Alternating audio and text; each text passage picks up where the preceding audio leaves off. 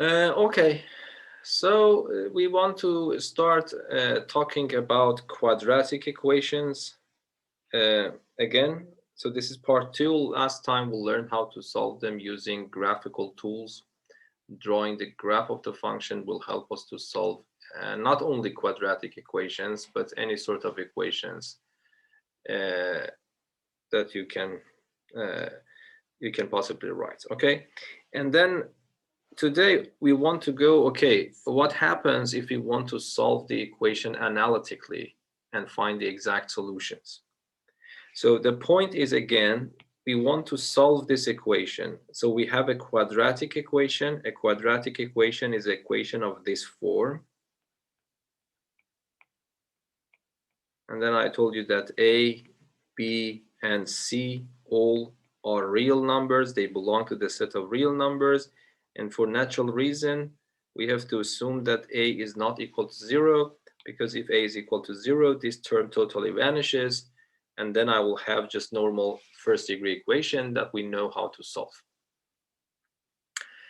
Okay, and then I'll deviate a little bit from the way that book has mentioned it. So I think it has made it very, very long. I will cover everything, but in different orders. So, and then I will write on a school soft which pages and which problems to solve after each session. Okay. So the point is that we want to solve this equation. We consider two simpler cases first. And then next session, we will learn how to solve this in general. Okay? The cases that we want to consider today are these two cases. We've considered two cases. Number one, we consider the case in which b is equal to 0. And number two, we consider the case that c is equal to 0.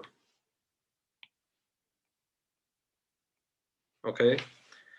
Of course, it might happen that you have an equation in which none of these coefficients is 0.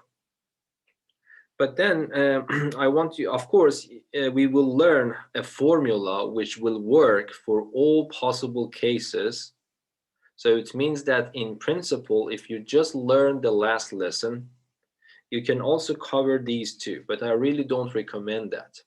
Because that formula, that general method involves a little bit more complicated formula. Even though that formula is also valid for these special cases, but for these special cases, we have a much more quicker method to solve. So I really want you to to know these two methods, even though I myself know that formula very good.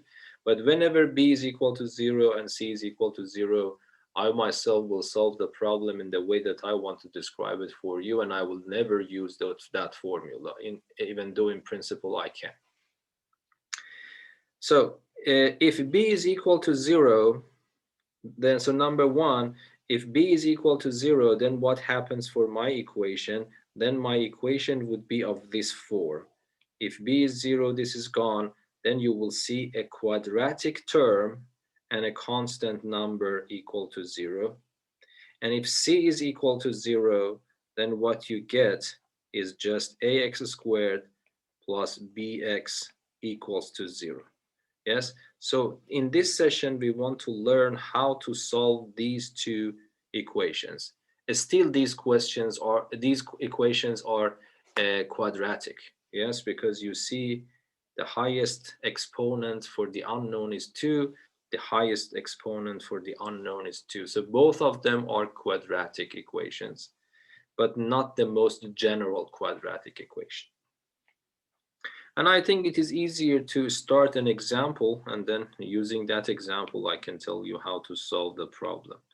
Let me see. Yes, that's the example that I want to mention here.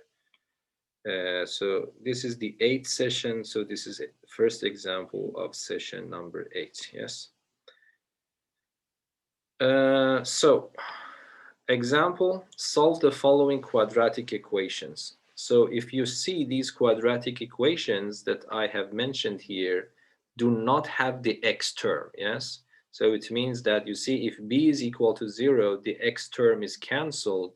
What you might see is just a number and a quadratic term. So here you see that I have just one number and a quadratic term. Yes, here I have just one number and a quadratic term. Okay, and this is the same, but of course these are a little bit different. I will come to them later.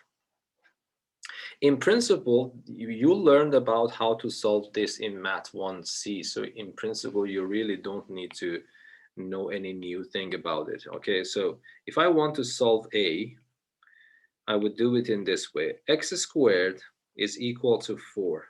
Okay, so then if you remember, how many numbers are there whose second power is 4? 2. 2. 2. One of them is 2, 2. and the other one is negative 2. Yes, of course, you can immediately write that, but in principle, I take a square root from both sides. But then, because 2 is an even number, if you remember from Math 1C, I have to put a plus and minus.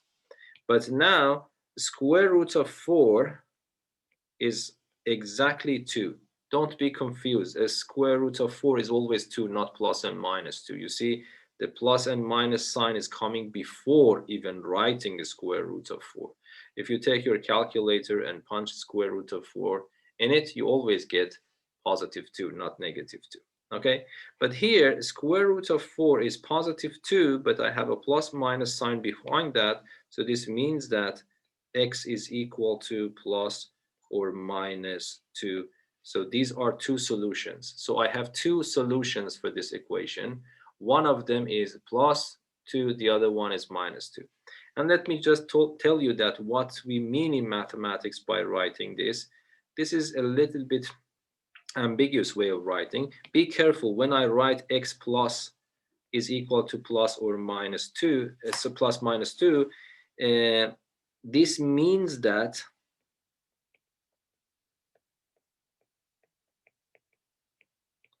x is equal to minus 2.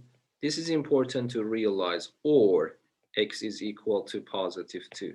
Of course, it is meaningless to say x is equal to minus 2 and means simultaneously x is equal to 2. So this cannot happen. So I want, of course, you just write it like this, but I want you to know if someone asks you what's the meaning of this symbol, we would say that, okay, this means x is equal to minus 2 or x is equal to positive 2. Instead of writing it so long, we agree on this to write it in the compact form, plus or minus 2. Okay. And now part B, for example. This time I have x squared minus 7 equals to 0. Then what happens here, if I want to solve it, x squared, I move 7 to the right hand side. Then I will take a square root from both sides. It becomes a square root of 7. But because 2 is even, I remember from Math 1C lesson that I have to put plus and minus because there are two numbers whose square is equal to 7. And then because the square root of 7 is not a rational number, in principle, you have to keep the exact value unless it is explicitly mentioned in the problem to write the answer in 2 or 3 or some or whatever decimal points. If it is not mentioned explicitly in the problem, you are not allowed to put this number in the calculator and approximate the answer. You have to keep it in this form. So let me just put this in a box, meaning that these are my solutions.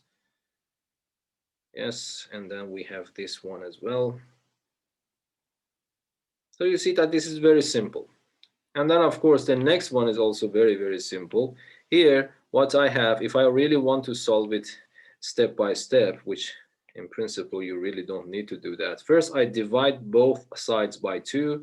So I divide both sides by 2. Then this becomes x squared is equal to 0. Then I will take a square root from both sides. It becomes a square root of 0, but I have to put plus or minus. But in this case, square root of 0 is 0, and I have plus or minus behind that. But there is no difference between plus 0 and minus 0. Both of them are 0. So this is why You just get one single answer here in this case, even though you are facing a quadratic equation. Okay? And Yes. then we go, yes? No, I just said yes to we're clear. Okay, okay. So we go to the next example. So for example, for the next one, part D, what I have is 5 minus 4x squared is equal to 0. I move 5 to the right, so it becomes minus 4x squared. 5 to the right becomes minus 5. If I add it to 0, it becomes this. The next step to divide both sides by minus 4, so it becomes minus 5 divided by minus 4. And then minus signs are cancelled, so it becomes x squared is equal to 5 over 4. But then I want to find x, so it means that I need to write x, I need to write square root of 5 over 4, then I have to put a plus or minus sign behind that. But then let me write something here for you. If you have if you have the square root of let me write it in this way. If you have a square root of a fraction, for example, a over b, if these are positive numbers, you can write it as a square root of the numerator divided by the square root of the denominator. Yes, this is something it's good to know. The same thing happens, of course, for square root of a dot b, the product. This is also the case. If I can write it as a square root of a square root of b, this is also a formula that you can use, but both of them, a should be non-negative and b should be non-negative. If that is the case, then I am allowed to conclude these two formulas. Okay, but let me just remind you that this is not the case when I have the positive sign between them. So if you write a square root of a plus b is equal to square root of a plus square root of b, you need to know that this is wrong. Yes, and the same thing is not correct if I have a negative sign. Okay, so this is why if I want to continue, I can do it a little bit. So this means that I can continue and write x is equal to plus and minus. I can write a square root of 5 divided by square root of 4. But then this finally tells me that x is equal to plus or minus a square root of 5. But the square root of 4 has a better name, it's 2. But for square root of 5, I have to keep it in this form. So this is why it's better to simplify. So this is the answer to this problem. Okay. I want to wait a little bit for you so that you can work here, here, here, and here. Okay. So 1, 2, 3, and 4. So I give you, I think, 6 or 7 minutes so that you can work on these problems yourself. I was muted. Pardon? Okay, so I pause the video. I want you to... okay. So let us see how this will work. So this example, first of all, is this a quadratic equation or not? Yes. It is a quadratic equation. Why? Even though we don't see x squared here manifestly, but it's clear that if I multiply this x inside, it will give me x squared. So that's a quadratic equation. Okay, so it's in a disguised form, but nevertheless, it's actually a quadratic equation. So I think everyone knows how to solve this, yes? What's the first step to do? Multiply it's a parenthesis. Exactly, exactly. So I will do that. When I multiply it, the first one becomes x squared, the second one becomes 3x. And on the right-hand side, I will have 3x plus 14. But it is apparently it is a complete form of a quadratic equation, but this is not, because I have a 3x here and a 3x here. If I move the 3x to the left, it becomes negative, and these two will cancel out, okay? So I would write it in 2 steps. So I would write x squared plus 3x, and then I have minus 3x, and then here on the right-hand side, I will have 14.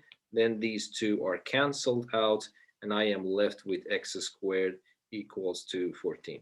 And by the way, let me just remind you, see, because I have decided for saving a space, I am writing horizontally. From one step to another, I am putting this arrow, okay? If you want, you can write it below each other, and if you want, you can ignore writing this arrow, okay?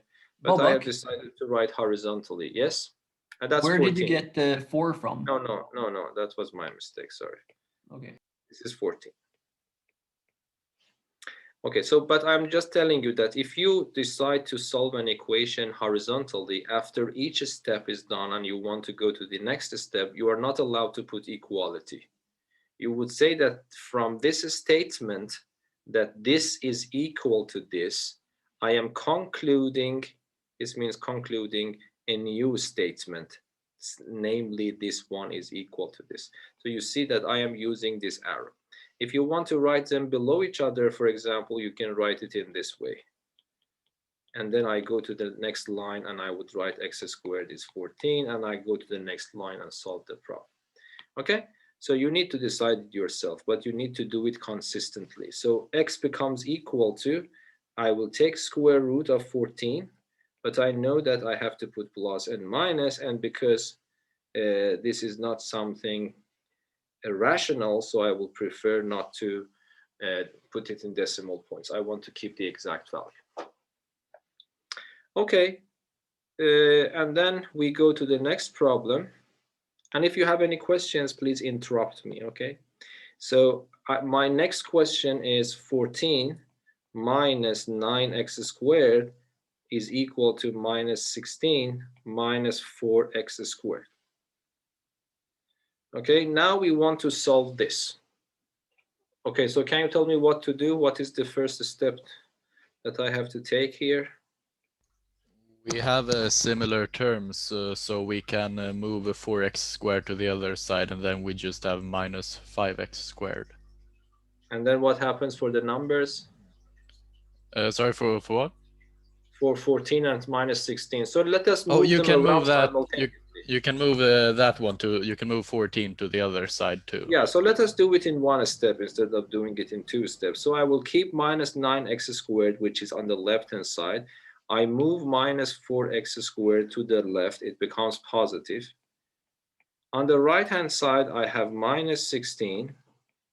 But then what I do, I move 14 to the right-hand side. It becomes negative 14.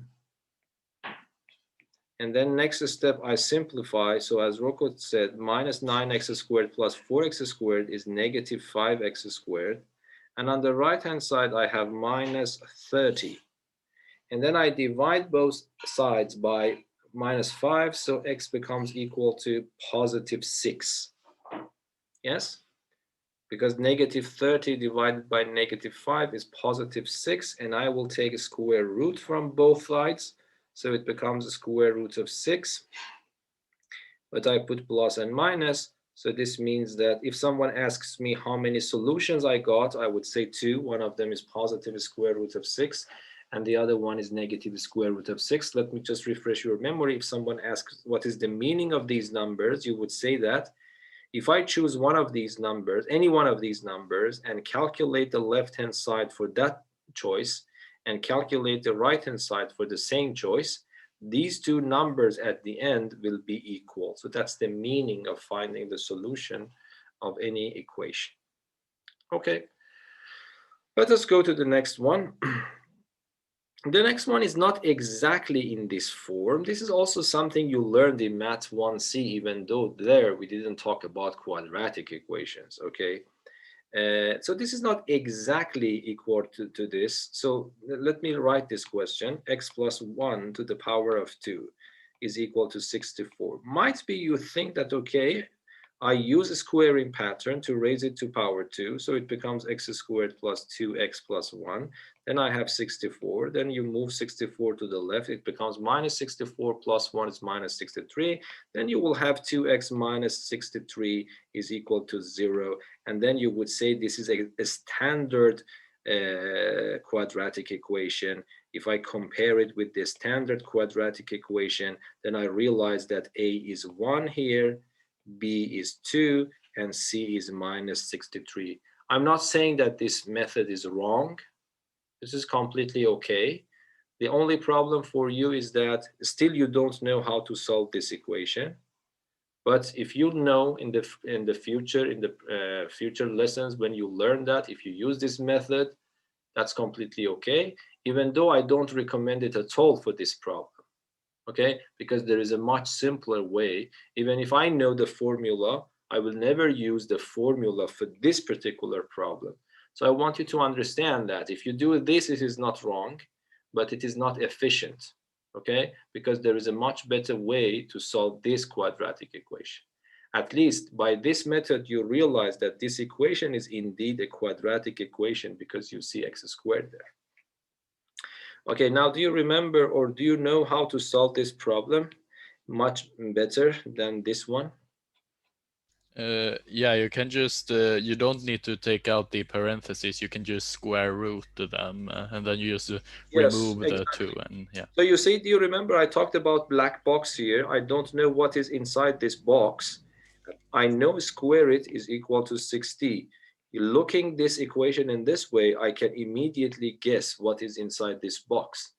In this box, there are two possible numbers, either 8 or negative 8, because both 8 and negative 8 to power 2 becomes positive 64. So if you look at it in this way, you really don't need to square it using a squaring pattern. You can take square roots, and I would say that, okay, x plus 1 is equal to square root of 64, but it might be positive or negative. But then, of course, a square root of 64 is a complete 64 is a complete square. So I use my calculator or my knowledge. Square root of 64 is 8, and behind that I have a plus or minus sign. Here you shouldn't get confused, okay? Because I told you that what is the meaning when I write plus or minus? It means that either positive 8 or negative 8. So it means that from here, I will break the equation into two parts. So it means that one possibility is that x plus 1 is equal to positive 8, and then or the other possibility is that x plus 1 is negative 8. But then if x plus 1 is positive 8, I move 1 to the right, it becomes negative 1, so it becomes 7. So this is the answer that I get here from the first part. But another possibility is this one. So I move 1 to the left, to the right, it becomes negative 1, and negative 8, it becomes negative 9. So the answers are positive 7 and negative 9. Any questions? Okay, finally, we go to this problem. Let me write this on the other page. So h, we have 2, 5 minus 2x to power 2 minus 128 equals to 0. So let me double check. Yes, we want to solve this equation. Okay, so what should I do here now?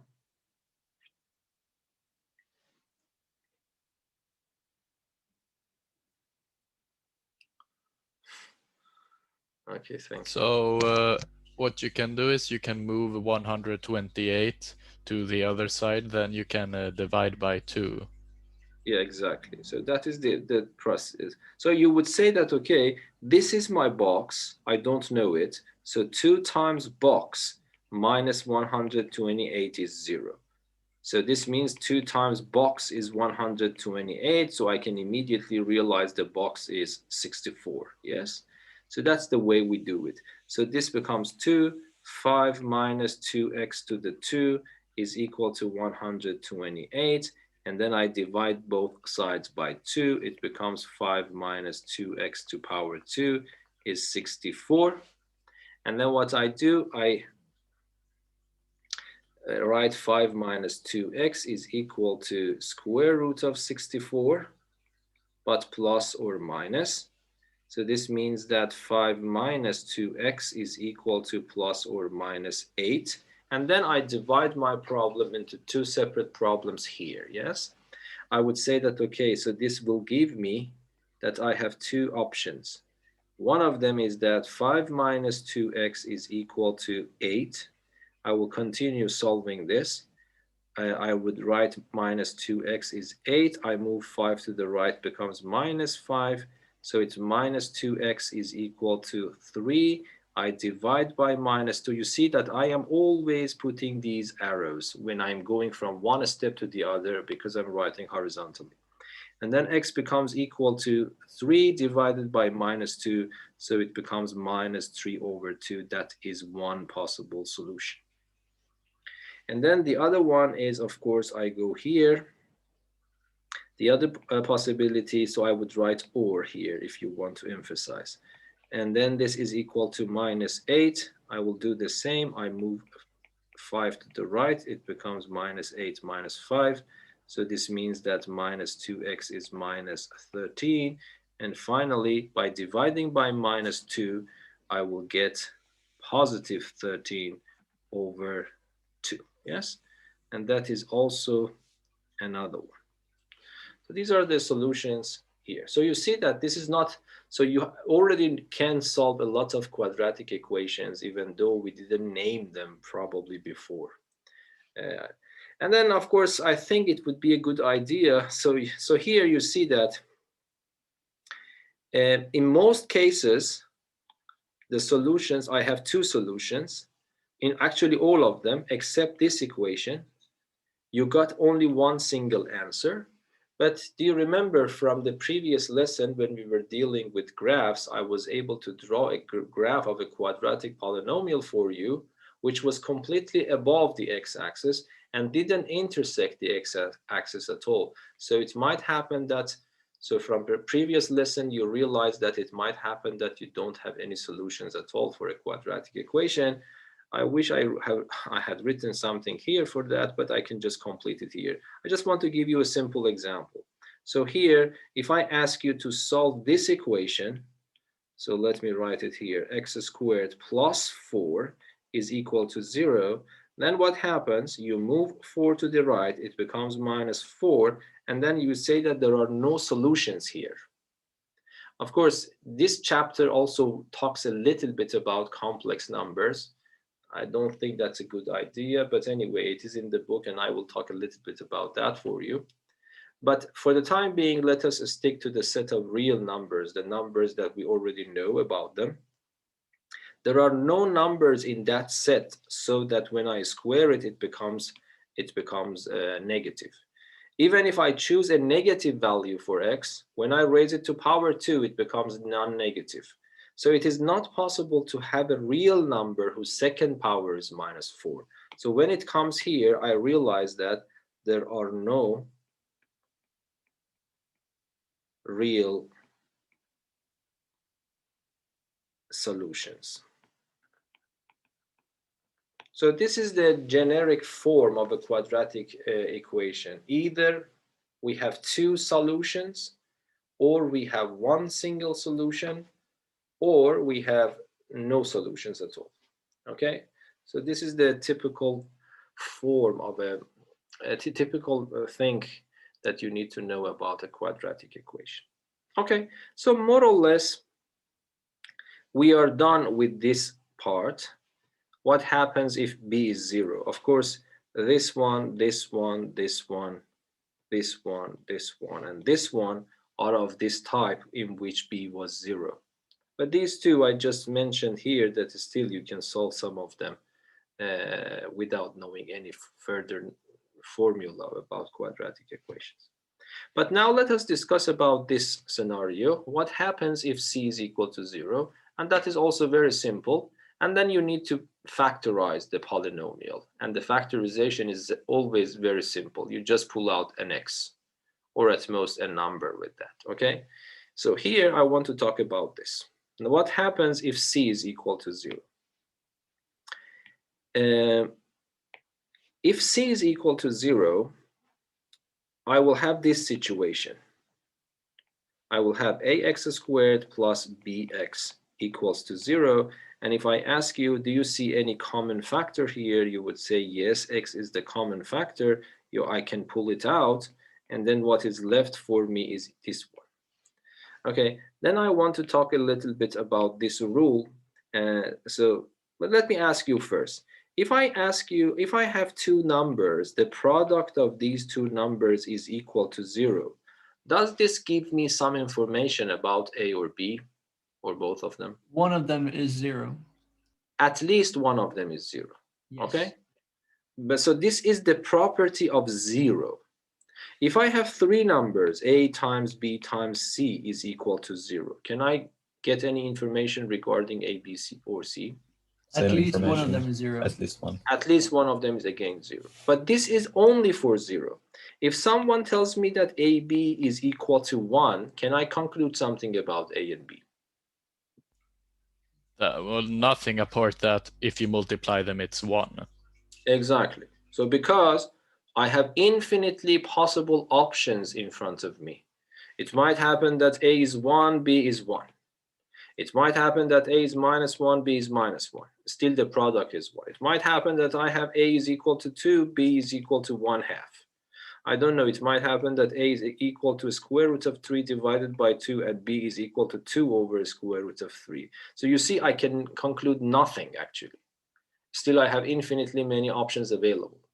So this is very important, that if the product is 0, then I can say something. I can say that at least one of them has to be equal to 0. It means that either one of them is 0, the other one is not 0, or both of them are 0 simultaneously.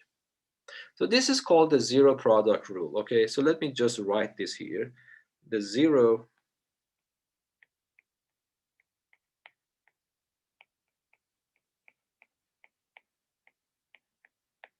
So what is the zero product rule? It tells you that if so let me write it with a different color here.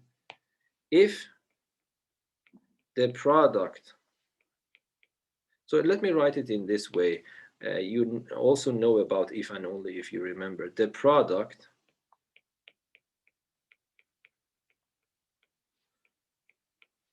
of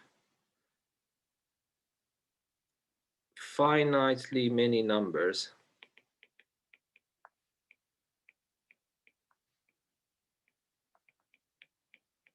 is equal to 0. So let me, by the way, write this 0 with a different color so that this is only for 0. If and only if, do you remember this symbol? I don't know if I have already talked about this for you or not, but this is not a misprint. Yes, this is not a misprint in math books. It means if and only if. So if and only if, and if you want to show it with a symbol, the symbol that you use for it is a double-sided arrow. It doesn't matter how you write it, okay? If and only if at least one of them is equal to 0.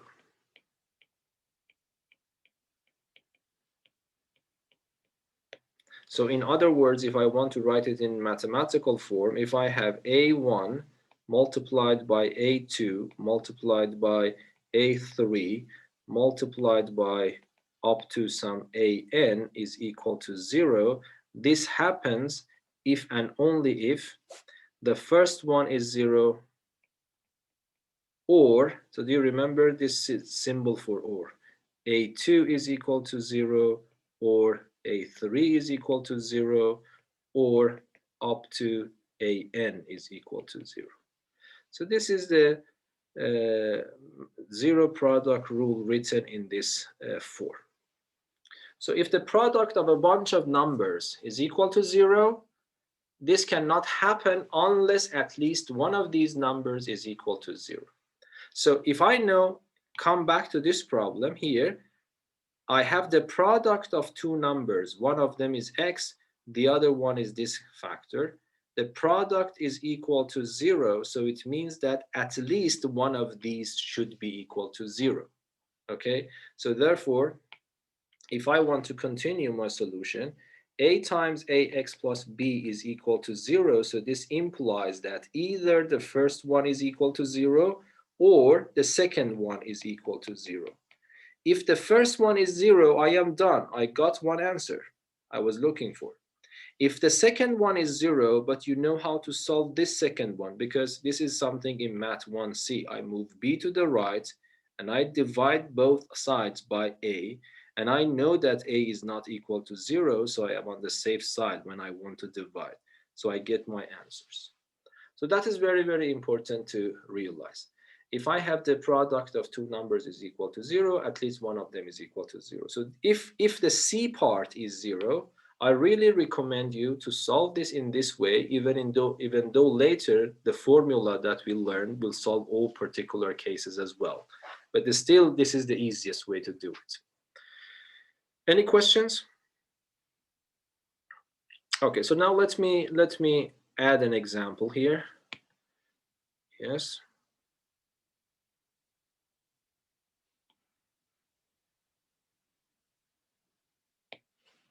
Okay, so just let me solve one of them and give you time to solve so that you can solve the other ones yourself. So here, if I want to solve this,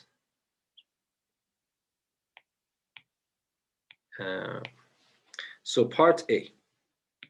First of all, I see that this is a quadratic equation, and I realize that C is 0. How do I understand that? Because I see that there is no constant term.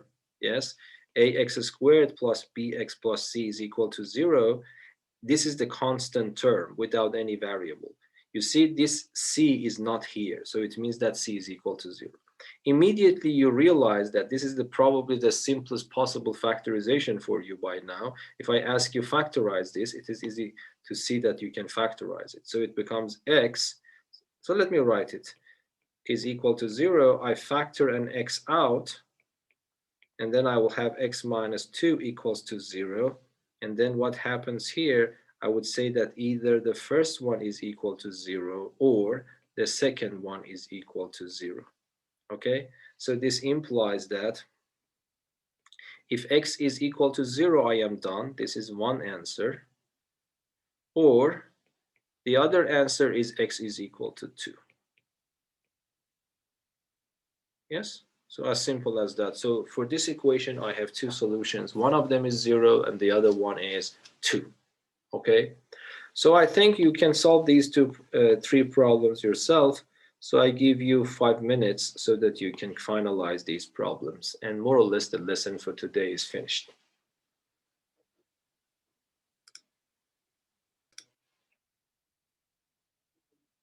Okay, so I don't think that is a hard lesson. So every one of you, I hope that you were able to solve these problems. Yes.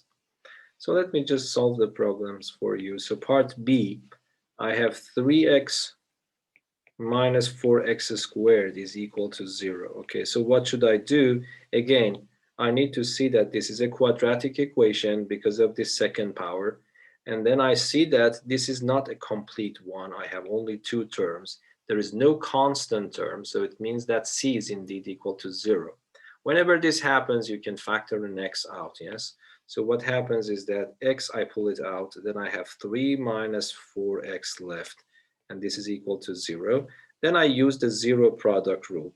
The product of two numbers, this one and this one, is equal to 0. So it means that either the first one is equal to 0 or the second one is equal to 0. The first one is equal to 0, I am done. So I can just put it in a box. So you see that these kind of equations, one answer is always equal to 0. And then the second one, I can write it here and then continue to solve it. So I move 3 to the right because that is just the first degree equation and I know how to solve it from Math 1C. I move 3 to the right and then I divide by -4 to make x alone on the left hand side. But these two minus signs are cancelled, so I am left with 3/4. So that is my second answer to this problem.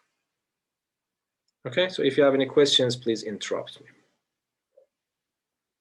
Okay, we go to part C. So for part C, let me emphasize, let me write a common mistake, okay?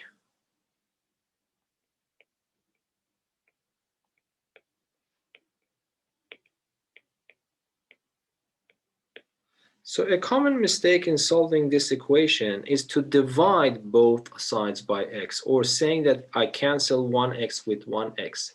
I wouldn't say this is 100% wrong, but I would say why this is. So I would say, let me emphasize wrong solution, okay?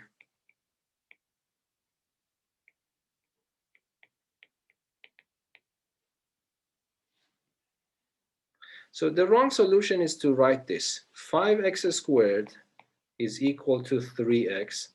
You would say that, okay, I divide both sides by x. So I would say 1x and 1x are cancelled. And I will get this. And I will get 5x is equal to 3. Then I divide by 5, I get x. And then you might say that this is the answer. It is reasonable. It's not very, very wrong. But can you see what is the flaw in this argument? Well, I mean, it's not doing anything wrong. It's just that you miss another answer by doing it. This is one of the answers if I did it correctly.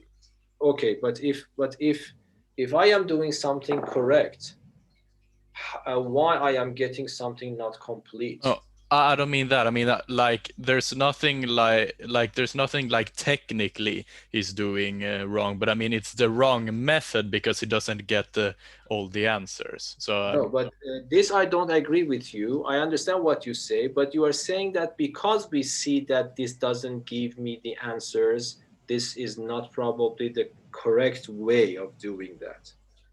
But I want you to understand why in the beginning you need to understand yourself that this is not 100% correct. well, it's because I'm saying that let me rephrase it in a word. I'm saying that if you are doing something legitimate in mathematics, it doesn't matter how you do it, you should be able to find the final answers exactly the same. If you are getting something here, but in the original solution you get two solutions, there is a reason why this method is not giving me those two solutions. So it means that this method that I described here is not the complete method. It is not equivalent to the complete method. The reason is that, do you have any comment why this might happen? Where is something odd, when something wrong is happening here that I get only one solution? So let me write, by the way, let me solve this equation for you and then come back again. So the reason that I didn't start solving because I think that you already know how to solve it. 5x squared is equal to 3x. Which part is that? Sorry, it is part B. No, it's part C. So 5x squared is equal to 3x. The correct solution is this.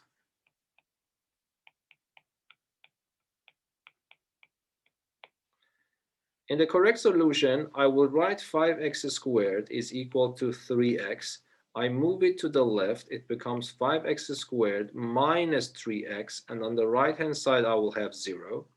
Then this becomes a quadratic equation without any constant terms. So I will factor x out. Then I will have 5x minus 3 equals to 0. Then I use the zero product rule. I would say that either the answer either the first number is 0 or the second number is 0. Yes? The first number is 0, I got it. For the second number, I just write it once more time and try to solve it. So 5x is equal to 3. So then x becomes 3 over 5. So you see what I get here is one of those answers that I have in this wrong solution. Yes? This answer is exactly the one that I get here. But the correct solution gives me two answers, 0 and 3 over 5.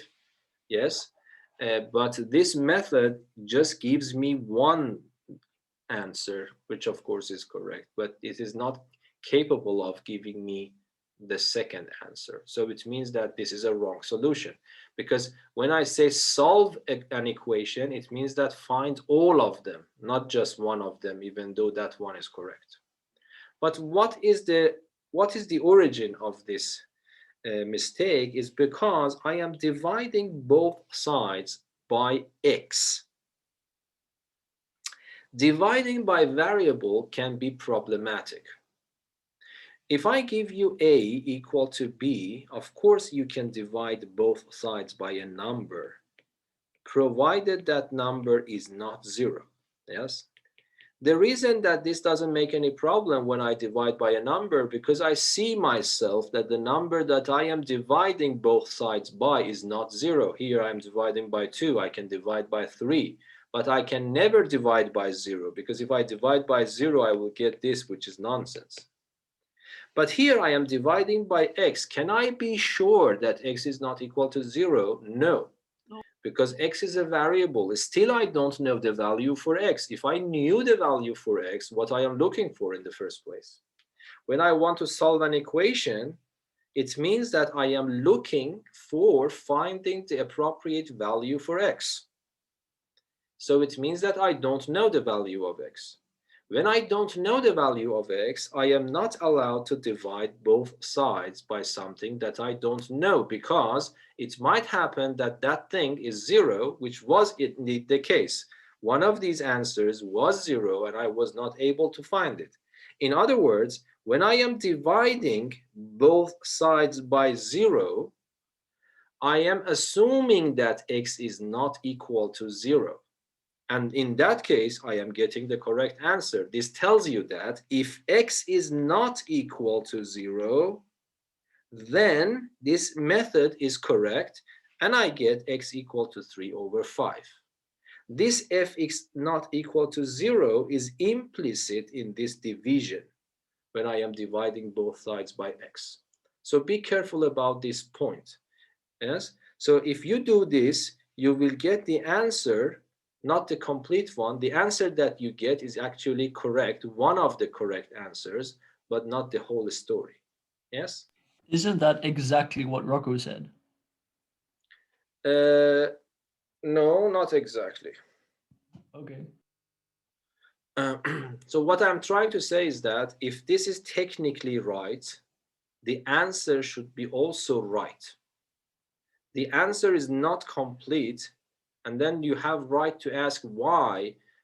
Apparently, I am doing something mathematically sound, but how it comes that the answer is not complete? So it means that I am doing something wrong, or I am doing something not complete. This is the reason that I am getting one answer instead of two answers. And I'm just trying to tell you why you are doing something, because you are telling me that I am dividing both sides by x. This can only happen if someone guarantees you that x is not equal to 0. But still, we don't know if x is equal to 0 or not, yes? Because x is a variable and I'm dividing by a variable. So what I'm trying to say is that this conclusion is correct under the condition you write fx is not equal to 0. If x is not equal to 0, what you write is completely correct. And of course, in that condition, you are getting, under that condition, you are getting one answer, and that is 3 over 5. But what about x equal to 0? X equal to 0, you can check by hand that this is equal to 0, and then you can add x equal to 0 manually by hand at the end. That is also correct. So you can say that, okay, if x is not equal to 0, I can divide both sides by x, and that is my answer. But someone asks you, what about x equal to 0? You would say that I check x equal to 0 manually on the left-hand side and on the right-hand side, and I realize that x equal to 0 is also indeed a solution. So I am telling you that x equal to 0 is a solution. I checked it by hand, manually. And then I am saying that if x is not equal to 0, it is guaranteed that x is equal to 3/5. So it means that I have two solutions again, x equal to 0, x equal to 3/5. So that's also correct. If you write all these explanations, that is also correct. But if you don't write these explanations, just write this, this is considered to be a wrong solution. Questions?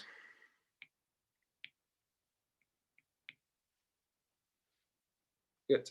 And then the next one, the last example for today is this equation, x plus 3, x minus 2, x plus 3, x minus 2 is 5x minus 6. Yes, am I right? Yes. Now we want to solve this. Okay, I hope that you know what to do. Yes, here I have to multiply the left-hand side using what we learned in multiplying the polynomials, this here, this there, and then this one here and here. Yes, so what I do is that it becomes x, sorry, let me multiply it. So let me write this below each other, so this, because I have enough space now.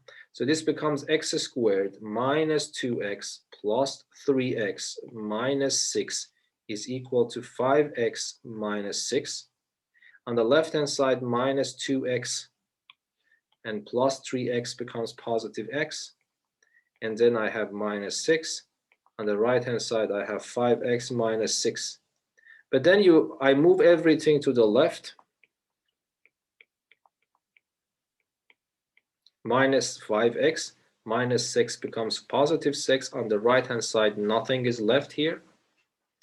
And then here I have positive x, negative 5x. It becomes negative 4x, and these two numbers are gone. So it becomes x squared minus 4x is equal to 0. Then it's a quadratic equation without the constant term, so I factor an x out. So this will give me either x is equal to 0 or x minus 4 is equal to 0. So this gives me one answer here. And the second answer would be, of course, x equal to 4. Okay, any questions? Okay, next lesson tomorrow, I will talk about a general method for solving all possible quadratic equations. But it's a little bit now scattered. I will start writing on school stuff as soon as we finish this lesson. So what I have covered today is page 19 and 20. Yes, 19 and 20. Let me see if there is something else. No, 19 and 20 is good. So I will cover a little bit more tomorrow. Any questions? No. I have a question from the book, but I can ask after the lesson if it's okay. Yes, let me pause this recording.